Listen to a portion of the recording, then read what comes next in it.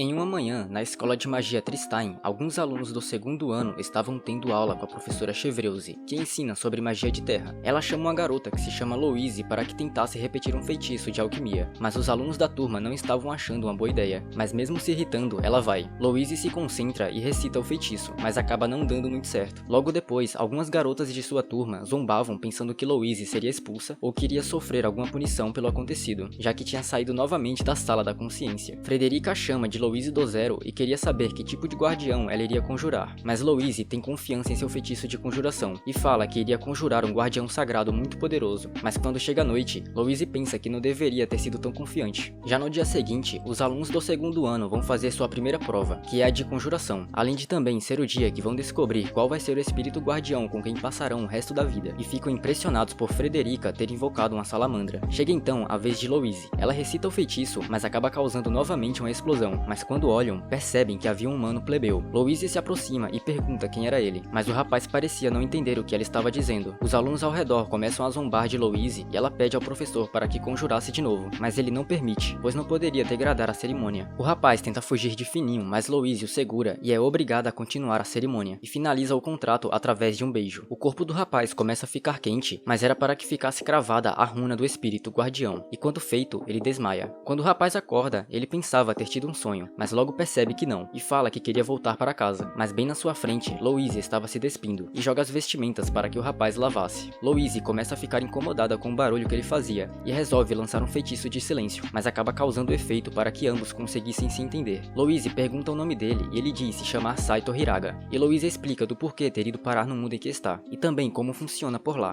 mas no meio da explicação, Saito acaba fugindo, e enquanto corria, Saito se encontra com Git. Louise aparece logo em seguida e pede para que Git ajudasse a pegá-lo, e ele consegue segurar Saito facilmente com sua magia. Logo depois, Saito estava acorrentado enquanto dizia que tinha vindo de outro mundo, mas Louise se recusava a acreditar e resolve ir dormir. De manhã, Saito acorda Louise e ela o exige coisas que o deixava constrangido, mas ele não tinha o que fazer, a não ser seguir o que ela falasse. Logo depois, ela o solta, e Saito começa a achá-la bonita quando estavam próximos. Os dois vão tomar café e Saito acaba ficando surpreso pelo tanto de comida que tinha, como se fosse um banquete. Mas acontece que aquele lugar era apenas para aristocratas, e Saito teve que se contentar com o que tinha. E como os alunos do segundo ano não irão ter aula, eles estavam aproveitando para se aproximar de seus espíritos. E Frederica volta novamente a tirar sarro de Louise, que fala para Saito ir pegar um chá para ela. No caminho, ele acaba se esbarrando com uma moça que se chama Siesta, que é uma empregada do campus. Git, de longe, pede pelo bolo e Saito se oferece para levá-lo. E assim que entrega, ele faz Git ficar sem reação, diante ao encontro que estava tendo com Margarita. Saito revela o encontro que Git teve na noite passada com a garota do primeiro ano. E para não ficar pior, a garota aparece procurando por ele, e isso acaba gerando uma tremenda confusão por ele estar tentando namorar duas garotas ao mesmo tempo. Git acaba se sentindo humilhado e desafia Saito para um duelo, mas logo Louise aparece e o levava para que pedisse desculpas a Git, mas Saito se recusava. Todos estavam empolgados pelo duelo, e Louise tenta novamente convencer Git a parar com o duelo, mas não adiantava. Git então invoca seu golem de bronze, a Valkyria, para lutar contra Saito. Ela avança e dá um soco no estômago dele, fazendo cair de joelhos no chão, mas ainda assim Saito não desiste, e fala que não iria parar, pois sente raiva dos aristocratas por serem mandões. Já na sala do diretor, eles pesquisam sobre uma runa que aparece apenas no lendário espírito guardião, que aconteceu de ser o que Louise havia invocado, mas eles resolvem deixar essa informação em sigilo. E ainda na luta, Saito continuava apanhando, mas se recusava a desistir. Git o joga uma espada para que pudesse lutar, caso contrário teria que pedir perdão. Quando ia pegar a espada, Saito é impedido por Louise, que o ordena para que parasse, mas ele fala que não se importaria de desobedecê-la e ter que continuar vivendo como um cachorro neste mundo, pois se recusava a baixar a cabeça e pedir desculpas. De repente, o selo na mão de Saito começa a brilhar, e a Valkyria parte novamente para cima de Saito, mas ele acerta um golpe, fazendo-a partir no meio.